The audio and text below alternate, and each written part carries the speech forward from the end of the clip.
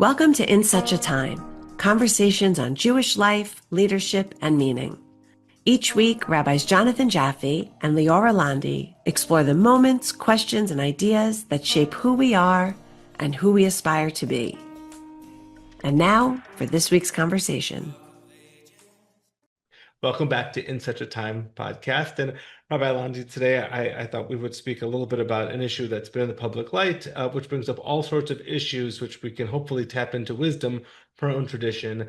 And that's this tragic story about Ariana Grande, the pop singer, the actress who recently released a music video in which already worries about her physical health, just how emaciated, skinny she had become, brought all sorts of comments from those caring about her and perhaps those not caring about her, which has led to her taking a big step back from the public light and brings into question all sorts of issues around privacy, around concern, around when it's right to be sharing concerns such as this. Does she have a right to live her own life as she sees fit? And so I thought that was something we could bring in our own wisdom to bear on this. So is this something, I know we'd spoken a while back about this. Have you had a chance? Have you seen any of the controversy? Has this leaked into your news feed as well? It hasn't made it so deeply into my news feed, but this is not a new story of especially women, not only women, um, being told how they need to look and what they need to do to look that way. Um, Also, men experience it, but certainly people feel permissive to comment on how other people look and on how other people live their lives, as if we are any authority on anybody else's experience. Right. And so first of all, there's the big discussion about privacy here and whether or not any of us have a right to comment and to observe the way that a celebrity looks, or on the other hand, when someone enters into the public sphere and puts so much of their life in public, does that somewhat, are they sacrificing their own privacy to do so? Does that become sort of fodder for public discussion when you yourself have elected to step into the limelight and to put so much of yourself out into the world? I think that's a good question. I think when people become celebrities, it's usually about the art. It's not always about doing it in order to get notoriety. I'm sure for some people that's part of it. I think that comes with the territory, but I think it's a human question. Are we allowed? It's just because somebody is a public figure, does that give us permission? Does that put them um, on the stage for us to pick apart? Beyonce, who I like, uh, she had a whole album about this, Hmm. about the stress of being under the limelight and the pressure of being picked apart, and what that did to her own mental health and how you kind of rise above it. I think also in the rabbinate, I know I have colleagues, male and female, who get comments about how they look, what they should look like, what they should wear, how they should behave, who they should associate with. So I think that some rabbis take that with a grain of salt and say, of course, everyone's going to have an opinion on it. And other rabbis say, no, you don't get to have an opinion about how I live and what I am and what I do. So let me connect this to our discussion from last Yeah, week. please. Last week's discussion was about a woman who had made various cries for help. They had been unanswered by those around her, Hmm. and ultimately led to this very tragic situation. We do have examples of uh, people in the public light, especially young women, female pop stars, whose the people directly around them are not necessarily looking out for their interests, for their health, Totally. physical or mental. I'm thinking specifically here of two examples. Thinking of Britney Spears and the way that she went into custodianship after a while, after her own relationship with her parents was so much manipulated by her stardom and by her financial situation, Yeah. and that custodialship as well was then seemed to be abusive. And then the other one thinking about it is Amy Winehouse, who, whose her health situation was well known to her family, and especially her father, who was making a lot of money off of her career, was pushing her to continue to tour and to sing and to record, even though she was showing signs of exhaustion and alcoholism that ultimately led to her death. And so we have cases here in which people in the public light are not being cared to the way that we would wish them to be. And could the public could if there had been more of an outcry over Amy Winehouse's situation, could that life have been saved? Is there actually a virtuous role that the supportive fandom can give that is not about shaming the individual, but showing legitimate care for their safety and well-being? I mean, there was a whole Save Britney campaign. Hmm. There still is. Hmm. Um, I think that that's a great question. I think it goes back to something that we talked about last week. When do we need to get involved? Um, you know, how do we see our role as people who care about other people and getting involved? Do we have any influence over people with a lot of power? Often people who are in roles of a lot of power, they don't always have access, as you said, to people who are actually supporting them. They're in a silo, and it's sometimes a very scary silo where they're not actually getting real information. Hmm. And I think that that has come up a lot over the past years when fans see that somebody is suffering. What do you do to actually help? And do they want to be helped by their fans? Hmm. Uh, often the model, one way that I've learned the model for tochacha, or how to give constructive criticism, is the juxtaposition of Korach and Yitro. And Yeah. Korach and Yitro are two people both very close to Moses. Korach is Moses' first cousin, Yitro is Moses' father-in-law. And they both give the same basic advice to Moses to say that you need to delegate. You're doing too Yeah. much. You're taking on too much leadership. It's not good for you. It's not good for us. You need to be able to create hierarchical structures so that you can manage this task because you're taking too much onto yourself. Yeah. If you look at how it's done, the positive example comes from Yitro, who sort of pulls Moses aside, put Yeah. his arms around him, and says, "Look, this is not great for you, and Yeah. you're going to exhaust yourself," and gives him real steps towards action. Yeah. And the opposite example is that of Korach, who very publicly seeks to humiliate and embarrass Moses and to seize power for himself. And that's much more in the public sphere. I guess my question when it comes to comparing the situation of Ariana Grande to Britney Spears or to Amy Winehouse is, what if this person has no Yitro in their lives?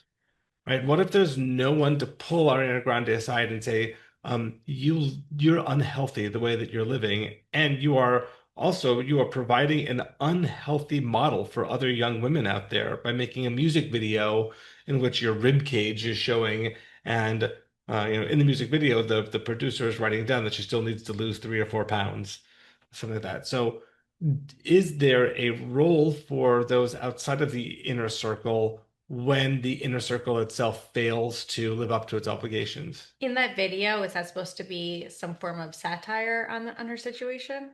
I think in the video is trying to make a comment about being in the public sphere, and Yeah. she's trying out for a role, and she's dancing and in front of someone who's clearly supposed to be like an agent or a talent scout. And talent scout is critiquing her, Critique. and one of the critiques of her is that she needs to lose 3 or 4 pounds, which is clearly this is a trope within you know anyone in the acting, singing, pop star world is always about trying to be really skinny. But to be giving those comments to Ariana Grande when she is already so skinny and on the PR tour for both of the Wicked movies that came out, already so much of a there's already so much concern expressed about her physical well-being that then to come up with a video where she's even skinnier than that and that there are sort of comments that she needs to lose more weight, it seemed a bit tone deaf, I think, to a lot out there in the community, but maybe she's just asking to be left alone. Um, do we leave people alone? Should we? I mean, Amy Winehouse was left alone. I think this is, again, we've talked in our discussions about the idea of pikuach nefesh, about that you do anything to save a life. Mm. Um, we've talked a lot about privacy and about that this is something that women's issues need to, should really be addressed by those who love them and know them in their inner circle. Here, what if the inner circle fails? And it really brings all of these things into conflict. And how do we discern between a public that just seeks to tear down any celebrity and reduce them to rubble versus those that genuinely, care for their well-being? Oh, that's a lot. And I think that going back to last week's discussion, sometimes when you think you are supporting someone, you're not really doing quite the opposite. I'll give a personal example, which I've talked about publicly, so it's revealing, but not overly revealing. Mm-hmm. I went in my postpartum, one of my postpartum states, you're heavier because you just had a child.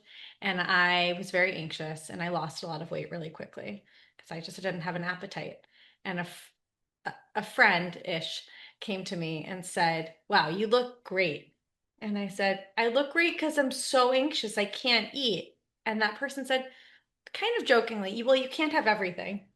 And I said, okay, like that was supposed to be a funny comment, but it wasn't. I was thinking, we there's so much pressure to look a certain way.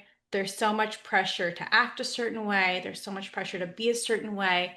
We have to make sure that we have people in our lives who are really bringing us up and not putting like a stick in our tires when we think that's our support system. And I think in the Amy Winehouse situation, in the Ariana Grande situation, I believe that the people who they think are supporting them are exactly that, are the people who are really putting like hindering their development, hindering their ability to grow.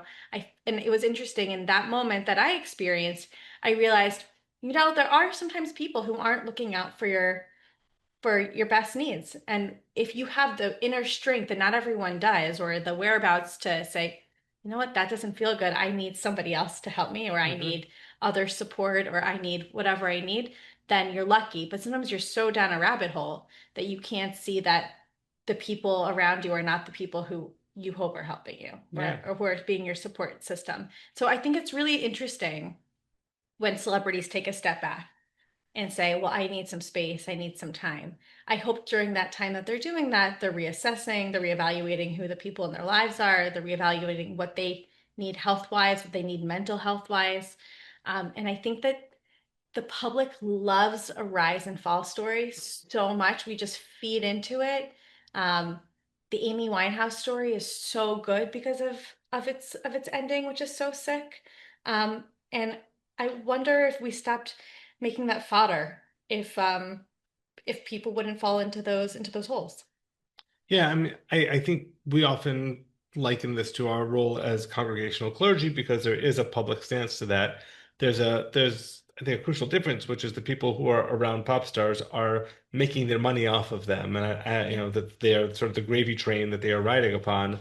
Um, our congregants don't have that same relationship, and so we still do have and look, we've been having almost a year of podcasts now, Mazel Tov to us, and so we've touched on some of these topics in the past, and certainly we've talked about public comment towards clergy, the way that sometimes congregants feel as though they have the right, the standing to um, comment upon not just looks, but decisions, actions of the clergy. Um, I think those are overwhelmingly done with love, but sometimes can puncture that privacy. Um, I'm wondering, is it ever helpful? Is it ever helpful to when a congregant comments on any aspect of either, I guess appearance is probably one I can't think of a helpful example, but maybe on presence or on speaking or on writing. Is that ever something that's been helpful for you to hear from congregants? I can be I like getting feedback. I don't always like getting feedback when I'm not ready to get the feedback. I think, it's important when you're receiving any kind of critique that your heart is open for that. And so Mhm. sometimes if people have come up to me and given me feedback on A, B, C, or D of what you said, if I'm in a place to experience it, that's very fruitful. Like post high holidays, I assume people are gonna give me some comments, and I appreciate that and I'm ready for that. But if I've just put my heart and soul into something and I'm still in that moment and I don't have any space from whatever it is that I've done, spoken about, written about, then sometimes it's harder. And sometimes I think that the feedback doesn't come from a place of actually wanting to give love and care. Sometimes I think it comes from a place of I just feel a need to critique and you need to hear my critique. Hmm. Um, and so I think it depends how it's given. I get a lot of feedback all the time, and 95% of the time that's really productive and wonderful, and 5% of the time it's cutting and it hurts. And of the 95% that is productive, I'm assuming that zero of that is comments upon your physical appearance. Anytime I've had comments about my physical appearance, I kind of let it go in one ear and out the other. I just don't entertain those comments. I find them to be really demeaning, even if they're complimentary, especially demeaning when they're not. And I won't even be a part of that conversation. So I think the more Yitro example is that I think that we as a clergy team and as a staff here, that we do act some way like a family and a very loving, supportive one. And I think that we look out and take care of each other, even Yes. though, of course, we have to adhere to the basic modicum of privacy, and of employee relations. But I would think that if one member of our clergy team were demonstrating unhealthy or dangerous lifestyle or such, that I guess I'm asking is that would there be a place for expressing concern about that in a private and constructive way? Or do you think that nowadays, because of the litigious nature of the modern workplace, that's something that we don't do? Well, Do you? do you want to answer that? No, I'm asking you. I want to hear your advice on this. Is that if you were at a point in which there were concerning aspects of your life, do you think that there would be a role for your coworkers to say something about that, or is that best left to family, friends? No, I think speaking particularly about this place, I think we all feel accountability towards one another.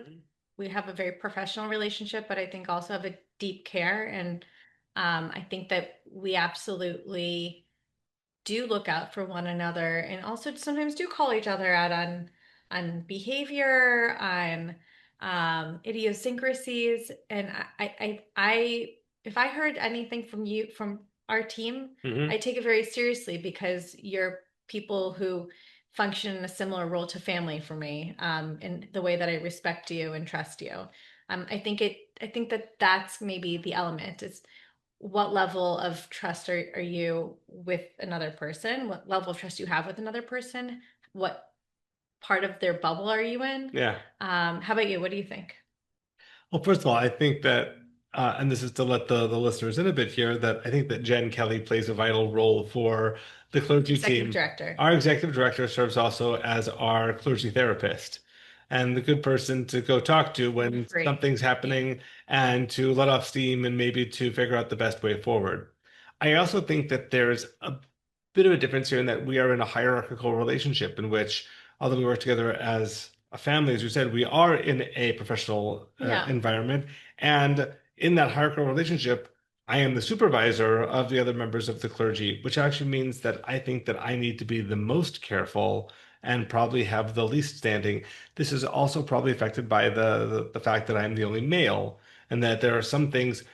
Sometimes you and the other clergy members and staff will comment on each other's appearance in a way that is really not something that the male senior rabbi should be doing. And I think there has to be real deference and awareness of that.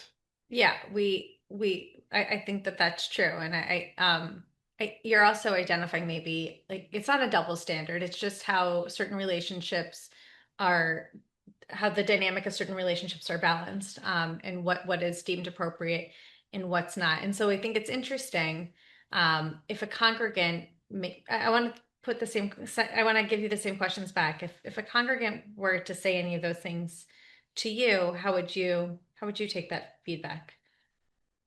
I've gotten some really good feedback, really good constructive criticism from congregants, especially early on in my career. Yeah. I think I may have told you a story once that in my first year in the synagogue in San Francisco, there was a congregant who was an esteemed rabbi and scholar who wrote to the senior rabbi that I should be fired. And that did not appreciate the fact that on Shabbat I had brought out a whiteboard to teach and to talk about. And um, I talked to the senior rabbi about this. That's what I should do. And he said, you should go call him up and take him out for lunch and you should talk. And we did. And his feedback was completely fair. I'm glad that he walked back the idea of you should be fired for this, but um, continued for several years until it tragically passed away. Not tragically, he was in his late 90s.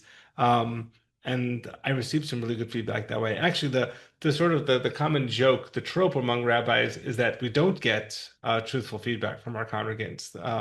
There's the old joke, if you may, that when you're a rabbi, you'll work all week on the most perfect sermon of all time, and you'll cite the sources, and you'll open up the Chumash and the Talmud and such, and you'll give a fantastic sermon. And the old person in the front row will come up to you and say, Rabbi, that was the best sermon I ever heard. All right. And then next week, your kids will be sick. You'll be fighting with your family at home. You'll be sick. You'll be, tired, and you will cobble together something just to get through the week. And at the end of giving a very schwach, a very rudimentary sermon, the same person will come up to you and say, Rabbi, that was the best sermon I ever heard. And sometimes it's hard to receive truthful feedback from congregants. I have not received so much feedback from congregants about my appearance. I think that often is saved more for women. I think that's why I have to be more careful about it. But I do also have Yitros in my life. I remember that when I came to New York, until then, I used to cut my own hair using clippers just because it's easy and it's cheap. And I just gotten into the habit of doing so. And my wife said to me, Jonathan, you're a senior rabbi now, grow up and get a haircut. I think she was also sick of shaving the back of my neck as part of this, which I completely understand. So I went from a student in Los Angeles cutting my hair standing on the fire escape to exactly to needing to go get a haircut. And she was right. Sometimes I need to be pushed a little bit to grow up a little bit. And I'm glad she said so. But again, coming back to where we began, I have really wonderful Yitros in my life. Yeah. Same. 2 daughters as well, loving parents, a sister, friends who are able to give, I think, the feedback that I need to hear.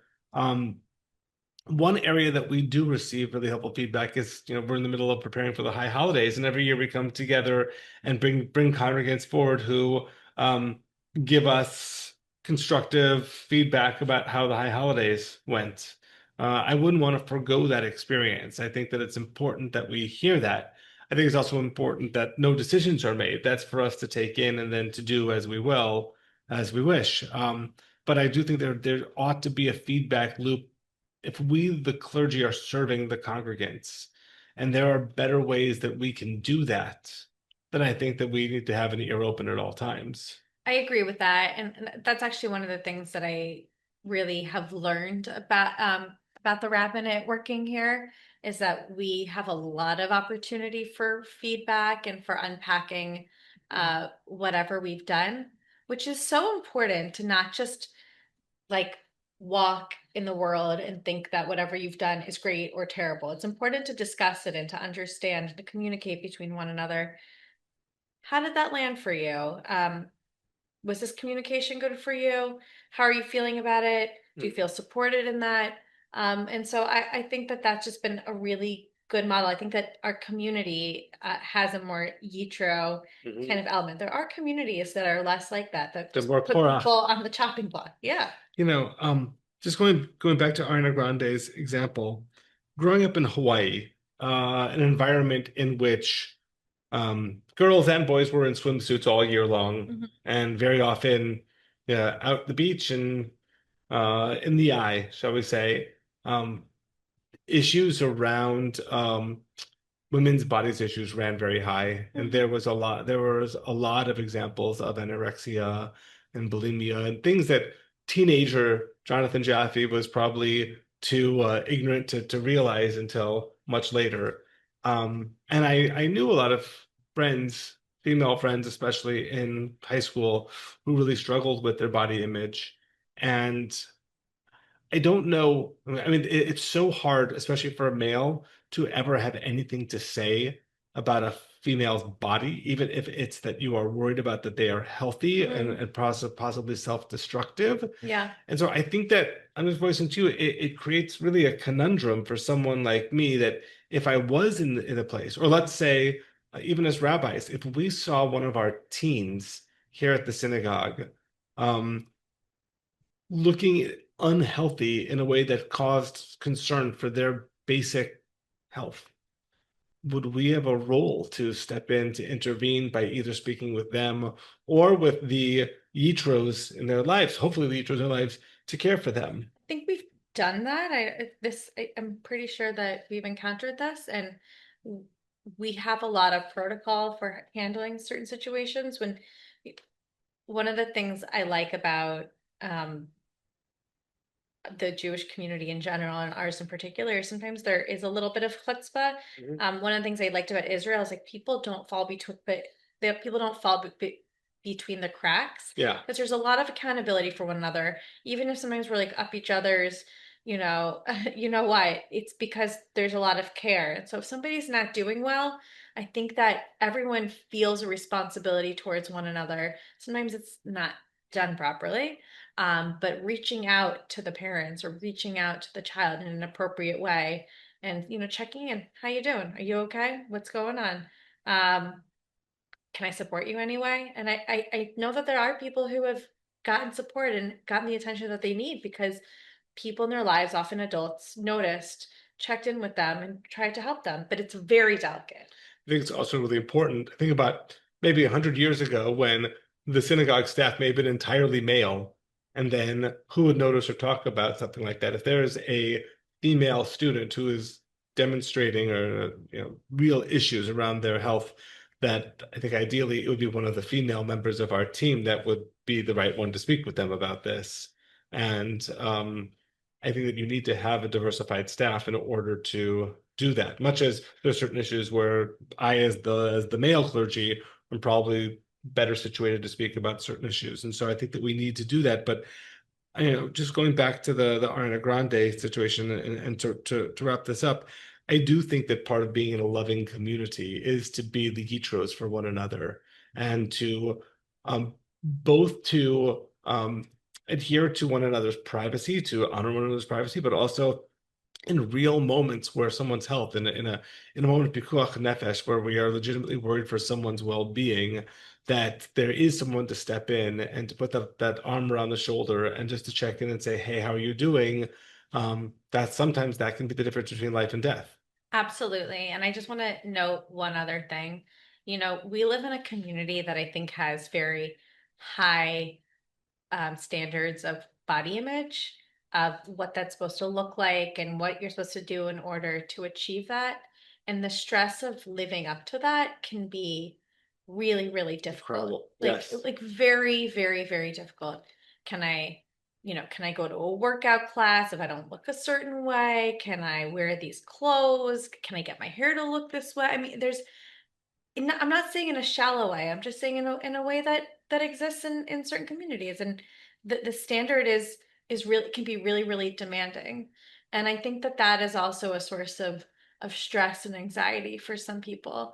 You know, how do I fit in? How do I see myself as part of something if I can't I don't want to say conform, if I can't do the things that everybody else is doing. Reach that bar. Yeah. And I think also in a high achievement society like ours, Yeah, often comes with that issues of addiction and abuse. And I think that in our community, we tend to not speak of alcoholism and drug abuse and over-the-counter drug abuse. And some of these things are more prevalent than I think many of our congregants would know. And again, we as clergy are often on the front lines of when someone feels as though they are going through an issue and they don't want to, talking to a therapist or a psychiatrist seems like a step too far, but to talk to the rabbi or a cantor that they know feels like a more meaningful or more reachable step. I think that's something that we aspire to serve as Yitros in our community. I'm actually going to take a bit of feedback that someone gave me this week in an email, and encouraged us to just be very explicit in how we say that we care and we're here. And so I want to just reiterate that. You said that right now. I really want to reiterate that. If you want to talk, if you feel pressure, if you feel, that you don't have any Yitros in your life, please reach out. Wonderful. Thank you, Rabbi. Thank you. Thanks for joining us on In Such a Time. Make sure to subscribe wherever you listen to your podcasts. To learn more about Rabbis Jonathan Jaffe and Leora Londy, or to connect with Temple Bethel of Northern Westchester, visit bethelnw.org, or follow us on Instagram and Facebook at Temple Bethel NW. Thanks for listening.